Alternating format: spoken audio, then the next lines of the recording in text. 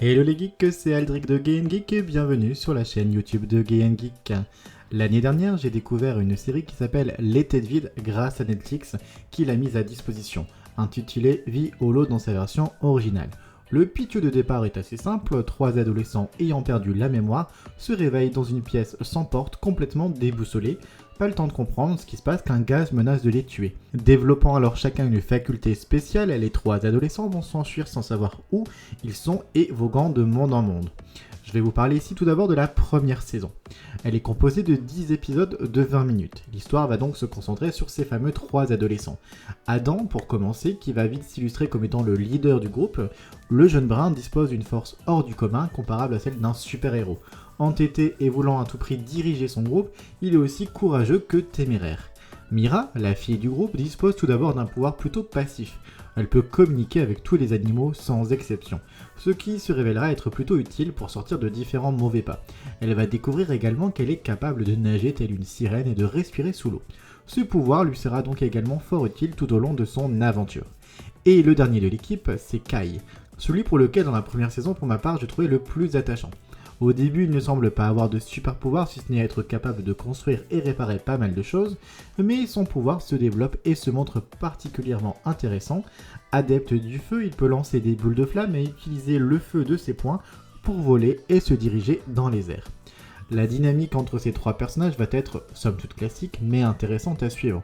On sent bien qu'il y a une rivalité masculine entre Kai et Adam, qui peut exploser à tout moment. On se demande d'ailleurs si l'un des deux ne peut pas ou pas finir avec Mira, et cette dernière est évidemment très attachée à ses compagnons de route.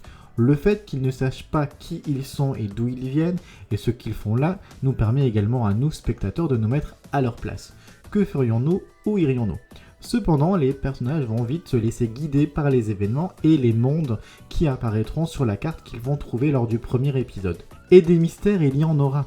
Après avoir échappé à des chiens de l'enfer, puis des minotaures dans un labyrinthe, ils vont même rencontrer les 4 cavaliers de l'Apocalypse, chaque monde se révélant à eux comme alors une épreuve ou un niveau. Lorsqu'ils obtiennent de la part d'un vieil arbre une quête, à savoir retrouver l'Ishibo, qu'un autre groupe de 3 adolescents convoite également, nul doute, nous sommes dans un jeu vidéo. On comprend donc cela arrivé à mi-parcours de la série. Il faudra encore quelques épisodes au personnage pour s'en rendre compte. Dès lors, la série s'amuse de ses bugs, de son boss final et des derniers niveaux permettant au personnage de s'en sortir. Il y a aussi pas mal de références très geeks qui parleront à pas mal de connaisseurs. En somme, la fin a de quoi nous surprendre, et attention c'est un spoiler clairement, lorsque les adolescents quittent le jeu et reviennent dans le monde réel avec de vrais acteurs en prise de vue réelle. Tout est expliqué et la résolution, moi, m'a vraiment beaucoup plu. Je regardais cette série chaque week-end le matin sans me prendre la tête, j'ai aimé les personnages, j'ai aimé la touche graphique, j'ai aimé la plupart des mondes. Oui, Johan lui a vite décroché, lui n'a aimé aucun des points que j'ai soulevés, mais je trouve qu'il s'agit là d'une bonne série et d'une bonne production à découvrir. Quelle surprise je n'ai pas eu lorsque j'ai découvert il y a quelques jours qu'il y avait donc une seconde saison mise en place par Netflix. Honnêtement, je ne m'y attendais pas du tout. Pour moi, cette série avait un début, une fin et une belle conclusion. Mais voilà, saison 2 est arrivée, donc il a fallu que je la regarde. Et force est de dire que Vie Holo, toujours dans son titre original, a su me surprendre et me plaire une seconde fois. Vie Holo qui est également le nom du jeu dans lequel les adolescents se retrouvent. À la fin donc de la première saison, Adam, Mira et Kai, ainsi que leurs 3 adversaires dont je n'avais pas encore parlé, mais Vanessa, Rive et Skitter se réveillent tous dans le vrai monde après avoir terminé le jeu. Mais voilà, dès le début de cette seconde saison, tous se réveillent dans une réalité alternée de la leur. Un univers animé qui ressemble trait pour trait à leur monde, avec des répliques de leur famille, leur maison, mais qui n'est pas le leur. Il suffit de voir leurs peurs les plus profondes surgir et tenter de les tuer pour le comprendre. Vie Holo ne serait donc pas terminé. Y a-t-il eu un problème lors de la partie précédente? Est-ce à cause du bug? Pourquoi vont-ils croiser de nouveaux joueurs? Pourquoi le Zarbi, qui était là pour les aider dans la première saison, semble ne pas comprendre pourquoi maintenant ils sont là? Bref, les premiers épisodes vont nous poser pas mal de questions qui trouveront des réponses dans les 3 derniers. Cette nouvelle saison est ainsi l'occasion de revisiter le monde incroyable de Vie Holo, de participer à une nouvelle partie, revoir pas mal de personnages secondaires dans des nouveaux rôles, mais aussi d'avoir une toute nouvelle dynamique. Les adolescents ont cette fois-ci retrouvé toute leur mémoire, ils se souviennent également de leur partie jouée en première saison, et il ne s'agit plus ici de suivre uniquement le trio principal face aux autres, non, il s'agit là pour eux de s'unir, de s'entraider, de former un seul et unique groupe. Cela va permettre à pas mal de personnages de se redéfinir. On découvre que Mira est une amie d'enfance de Skeeter, qu'Adam est son meilleur ami dans la réalité, et qu'il faisait équipe avec Reeve de base, mais qu'une dispute entre les deux garçons les ont séparés. Ou bien encore que Kai est en réalité milliardaire, et que Vanessa semble cacher un lourd secret. Les personnages, leurs relations, le développement de chacun est bel et bien un point fort de cette série animée. En s'attendant un peu plus sur leur passé, sur leur personnalité, chacun gagne davantage en profondeur. Autre point très important, le traitement de l'homosexualité dans une série animée Disney au plus de 7 ans. J'ai été agréablement surpris de voir que Mira était la fille d'un couple homoparental. Ce n'est pas nouveau, mais c'est encore trop à mon goût rare dans les dessins animés.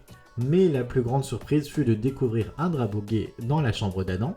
Dans le premier épisode, je me suis posé la question, tiens, est-ce un indice discret ? Eh bien, c'est bien plus qu'un indice car dès le second épisode, Adam révèle à Kai, qu'il ignore, qu'il est bel et bien gay. Ce que j'ai apprécié, c'est que ce soit dit au détour d'une conversation, que ça ne pose évidemment pas de problème à personne, pas même aux parents d'Adam, et qu'il ne faille pas revenir dessus par la suite. C'est simplement qui est Adam, rien de plus normal, et c'est vraiment plaisant à voir, bien que n'étant pas un vrai militant LGBTQ, ce sont des petits détails comme celui-ci qui aident vraiment à lutter contre l'homophobie. Dès lors, difficile de ne pas voir quelque chose de plus important dans la rivalité d'Adam et Reeve, anciens meilleurs amis et pourquoi pas plus, qui se sont sentis trahis par l'un et l'autre et qui ne cessent de se disputer comme un vieux couple. Kai fera d'ailleurs la réflexion en leur indiquant qu'il a l'impression de voir leurs parents. La série n'ira cependant pas jusqu'à officialiser ce couple, bien que ce soit très sous-entendu, c'est laissé libre à l'interprétation de chacun, peut-être d'ailleurs l'objet d'un futur développement dans une saison 3 s'il y a. Mais je pense aussi que la série ne voulait pas tomber dans les mises en couple trop évidentes. Tout simplement car ce n'est pas le sujet de cette saison. Le sujet ici, c'est la survie avant toute chose. Sinon, Kai et Vanessa sont aussi des bons candidats pour finir ensemble. Kai va soutenir son ami après lui avoir pardonné ses trahisons de la première saison et tenter de l'aider avec sa culpabilité. En effet, la jeune fille va révéler avoir triché lors de la partie de jeu précédente, qu'elle avait gardé tous ses souvenirs et qu'elle savait pertinemment être dans un jeu. Dès lors, elle est persuadée que le bug est de sa faute et que la situation actuelle est probablement due à ça. Au final, il nous sera révélé qu'il n'en est rien, la résolution du mystère étant un peu plus complexe.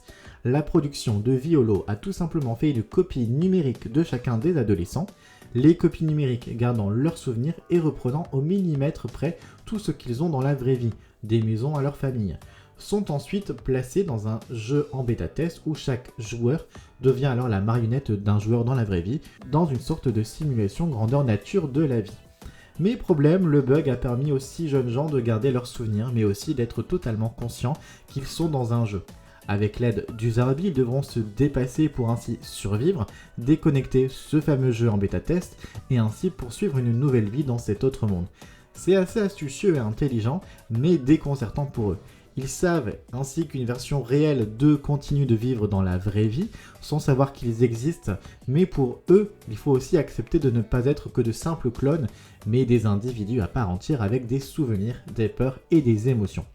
Certains auront trouvé cela trop facile, moi j'ai bien aimé, ça ouvre ainsi la porte à de potentielles nouvelles aventures si Netflix souhaitait offrir une nouvelle saison à cette série. Autre rebondissement et pas des moindres, c'est la mort de Skeeter qui intervient en début de saison. Difficile d'imaginer qu'il est vraiment mort, mais pourtant son autre lui-même l'est bel et bien. Alors oui, il continuera de vivre dans la vraie vie, mais dans cette version-là de sa vie, qui est bel et bien réelle, il est mort. C'est aussi une épreuve difficile pour ses amis de devoir gérer ce deuil tout en acceptant leurs nouvelles conditions. En somme, j'ai aimé replonger une nouvelle fois dans Violo en compagnie de Adam, Mira, Kai et les autres. Je ne serais pas contre les revoir, mais le final de cette saison est aussi une conclusion satisfaisante. J'avoue que ça ne me déplairait pas de voir également revenir lors d'une prochaine saison leur version réelle, qui pourrait alors se confronter à leur version numérique. De plus, il serait assez intéressant de creuser davantage derrière l'organisme de Violo, tant que la société a pu faire est répréhensible et immorale. Peut-être donc à l'année prochaine, qui sait. En attendant, n'hésitez pas à me dire dans les commentaires si vous avez regardé cette série, si vous l'avez aimé, ce que vous en avez donc pensé, et je vous dis comme d'habitude à très bientôt.